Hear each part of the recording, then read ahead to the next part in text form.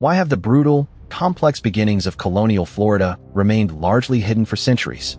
When you picture America's first European settlements, your mind likely jumps to Jamestown, 1607, or perhaps Plymouth, 1620. But south, beneath the sun-drenched soil of what we now call Florida, a different, far older, and far more violent story was already unfolding. This wasn't some quiet frontier. No, this was a land of fierce indigenous nations, the Potano, the Timucua, the Appalachee, who had thrived here for thousands of years. Their intricate societies, their deep connections to the environment, their ancient traditions, all stood in the path of an ambitious new force, the Spanish Empire. By the early 17th century, Spain wasn't just exploring, it was colonizing. They built missions, established garrisons, and pushed their claim with an iron fist. This wasn't a one-sided conquest, though. Indigenous resistance was fierce, alliances shifted like sand, and the very act of survival became a daily battle against disease, forced labor, and cultural erasure. Florida became a crucible of cultures, a place where the old world violently collided with the new, and where ancient ways were tested to their breaking point. It's a history often overlooked, a crucial, bloody chapter in the continent's story that few remember, yet it shaped the very ground we stand on. Then, another shadow began to creep in from the north, the English. Their presence, though still distant, added another layer of volatile tension, turning Florida into a geopolitical powder keg. Indigenous communities found themselves caught between competing European desires, their homelands becoming battlegrounds for empires. This wasn't a simple clash of civilizations. It was a tangled web of power struggles, betrayals, forced conversions, and desperate tries to preserve ancient ways against an unstoppable tide. The stakes were immense: land, culture, freedom, even life itself. A forgotten war zone. This is where untold stories lie, waiting to be rediscovered. And sometimes, it's the smallest, most unassuming objects that speak the loudest, revealing truths hidden for 400 years. In 2026, the quiet, wooded landscape of north-central Florida held secrets. It wasn't until a dedicated team of University of Florida archaeology students began their meticulous work that one of these secrets finally began to reveal itself.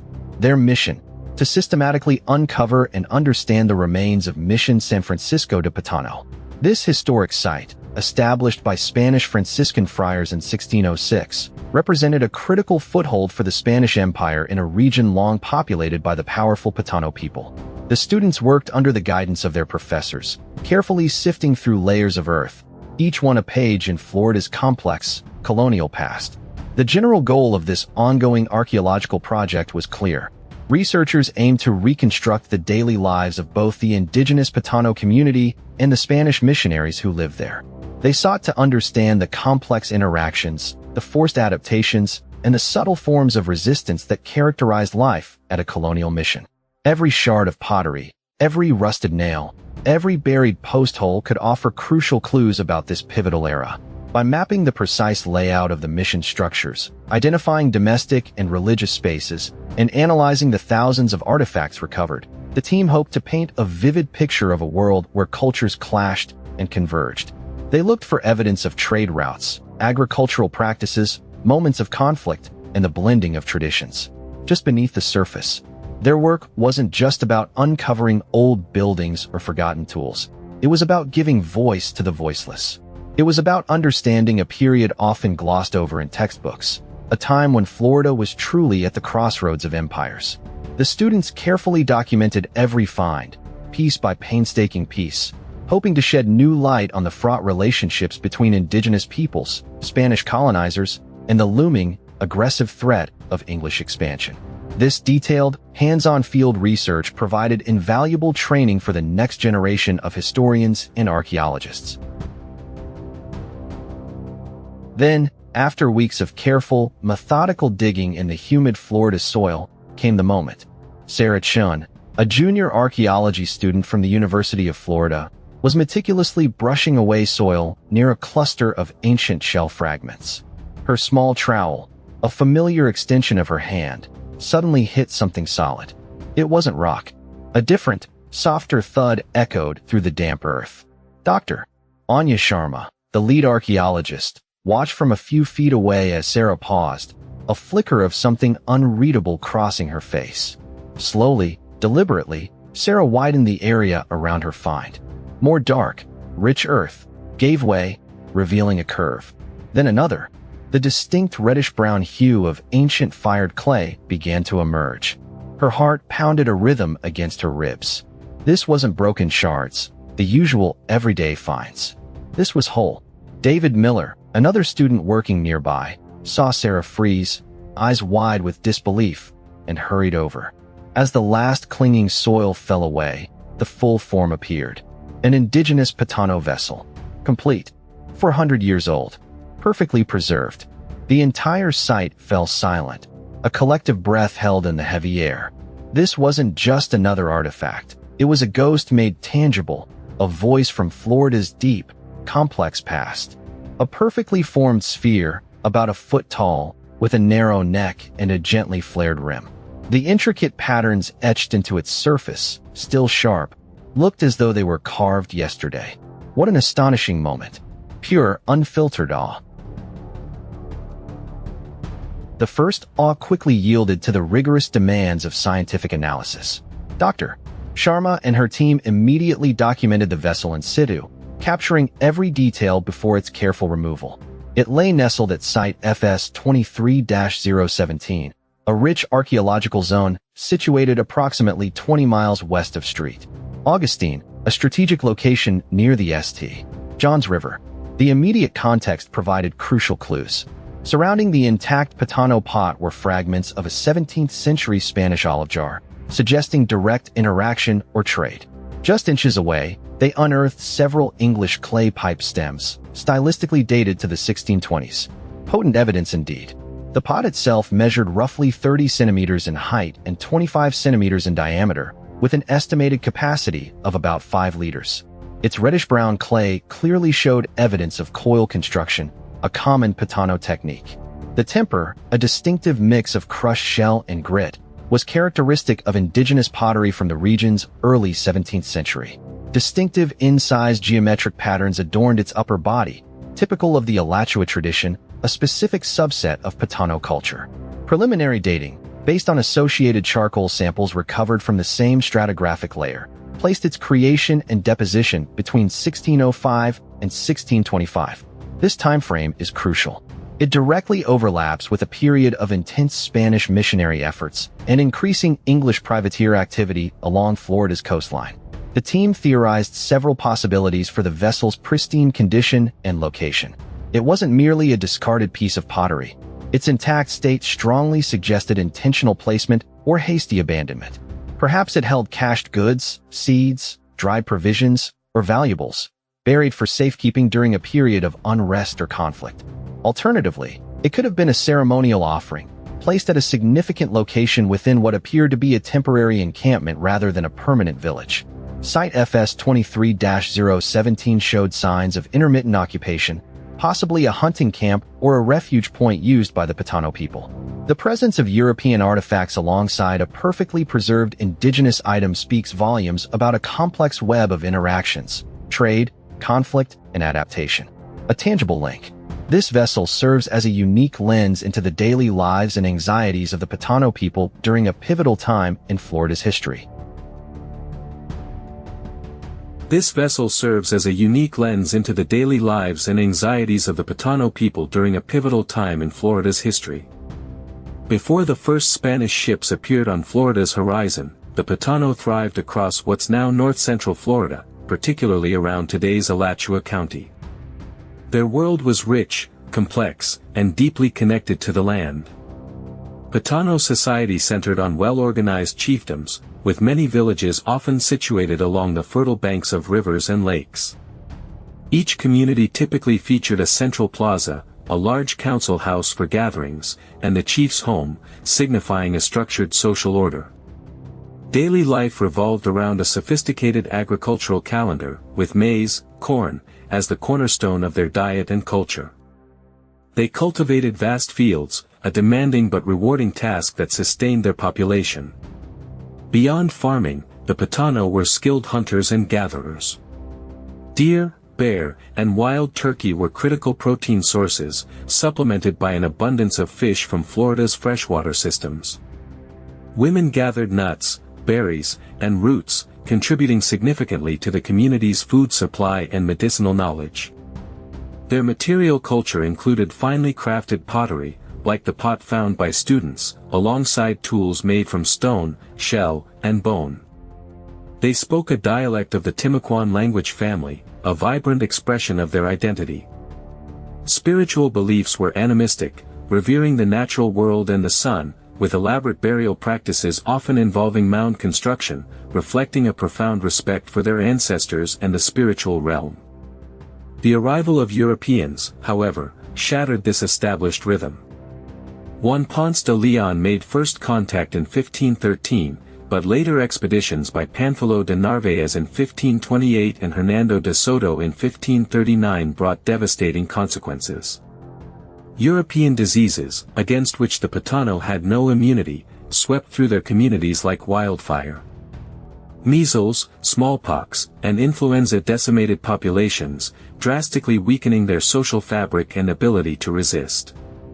By the early 17th century, the Potano population had plummeted from an estimated 6,000 to perhaps a few hundred, a catastrophic loss.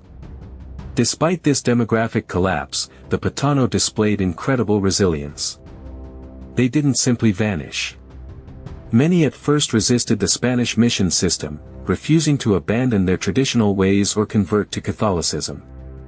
This resistance often took overt forms, like the Potano Revolt of 1656, a fierce but ultimately suppressed uprising against Spanish demands for labor and tribute. Other forms of resistance were more subtle, maintaining their language, secretly practicing traditional rituals, and preserving their ancestral stories. Political maneuvering also played a role. Some Potano leaders formed alliances with other Timucuan groups or even, later, with English raiders from Carolina, seeking use against Spanish dominance. For generations, they adapted, moving settlements to escape Spanish control, incorporating European tools where useful, yet fiercely guarding their cultural heritage. A desperate struggle. Their story isn't just one of decline, but of enduring spirit in the face of immense pressure. Spain's presence in Florida wasn't driven by dreams of gold or silver, unlike its conquests in Mexico or Peru. Instead, its goals were primarily strategic and ideological.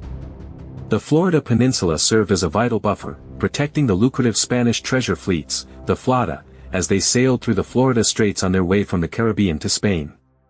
Preventing rival European powers, particularly the French and later the English, from establishing a foothold here was paramount for the security of the entire Spanish colonial enterprise. Ideologically, the Spanish crown, armed with the royal patronage of the Indies, saw it as its divine duty to convert indigenous populations to Catholicism, saving souls and extending the reach of the true faith. To achieve these aims, Spain used the mission system, a powerful tool of colonization. Franciscan friars, beginning in the late 16th century, established many missions, often on the sites of existing indigenous villages. Mission San Francisco de Potano, founded around 1606, became one of the earliest and most significant in the region.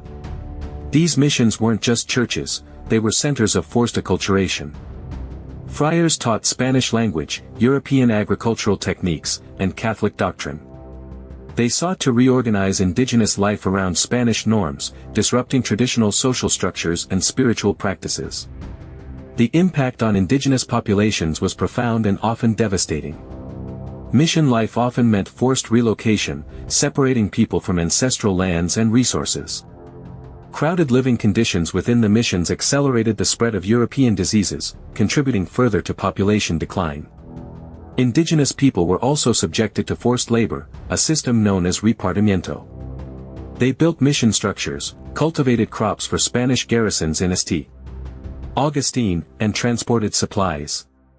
Governors like Pedro de Ibarra, who served from 1603 to 1609, heavily relied on this labor to sustain the struggling colony. St.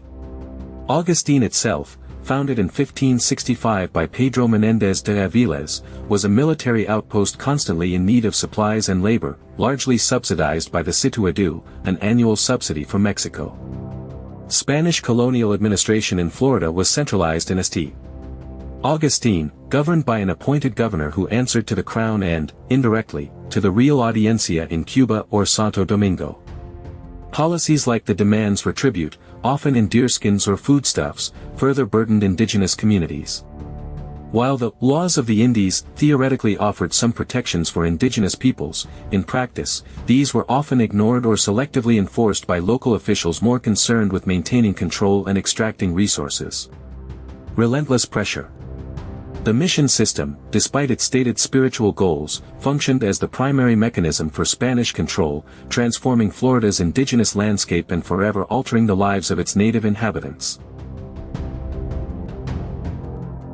For decades, Spanish Florida existed in a fragile, often brutal, equilibrium.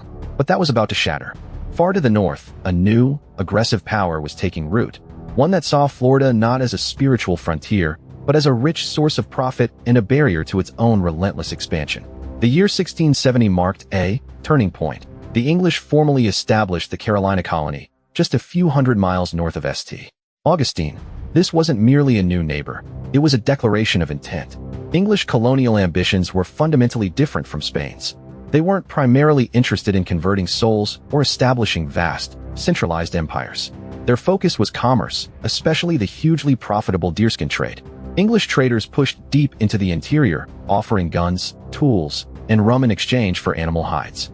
This created an instant economic pull for many indigenous groups, who now had access to powerful new technologies. A dangerous game, but the English economic model had an even darker side, the slave trade. Carolina quickly became a hub for raiding indigenous communities, capturing their people, and selling them into slavery in the Caribbean or other English colonies. These slave raids weren't random. They often targeted the very indigenous groups allied with or living within the Spanish mission system. Spanish missions, once seen as centers of control, now became vulnerable targets. English-allied indigenous groups, armed with English guns, saw an opportunity to settle old scores or gain wealth by raiding their traditional enemies now protected by Spain. This wasn't just destabilizing, it was a declaration of open warfare by proxy. Spanish governors, already struggling with insufficient resources and constant pressure from the crown, found their carefully constructed mission network crumbling. They couldn't adequately arm their indigenous allies or defend their distant outposts. The promise of Spanish protection rang hollow as entire mission towns were wiped out, their inhabitants either killed or enslaved. A truly brutal shift. The once clear lines between Spanish and indigenous were blurring, replaced by a desperate struggle for survival where allegiances were constantly shifting, driven by fear and the stark realities of English power. This single pot, unearthed centuries later, isn't just an artifact. It's a silent witness to that brutal, intertwined history. Its indigenous craftsmanship speaks of ancient traditions, of people living on this land for thousands of years. The Spanish influences, perhaps a new form or decoration, hint at forced adaptation, at lives reshaped by foreign demands and spiritual imposition. And the very fact it was lost, likely during a moment of chaos or flight, screams of the encroaching English threat, of a world torn apart by competing empires and their violent ambitions. Its discovery illuminates the harsh realities of colonial Florida. It reminds us of the relentless disease that decimated native populations, the forced labor that built Spanish Florida, and the unimaginable violence of slave raids and retaliatory attacks. This wasn't a peaceful merging of cultures. It was a collision, a conquest, and a desperate struggle for survival. The pot's presence here, in this specific place, means someone made it, someone used it, someone valued it, and someone lost it in a moment of duress. We're looking at a physical link to the profound human cost of empire. Today, the landscape of Florida still carries the echoes of these conflicts. The names of towns, the remnants of old roads, the very makeup of its diverse population are all legacies of this period. The conflicts, alliances, and betrayals of 400 years ago laid the foundation for the region we know now. This small pot from the past connects us directly to the immense, often tragic, forces that shaped modern Florida, showing us that history isn't just dusty dates, but a living, breathing story of human experience. If you found this story fascinating, subscribe. We drop new history documentaries every day. And watch our other videos for more untold stories. Follow for more information.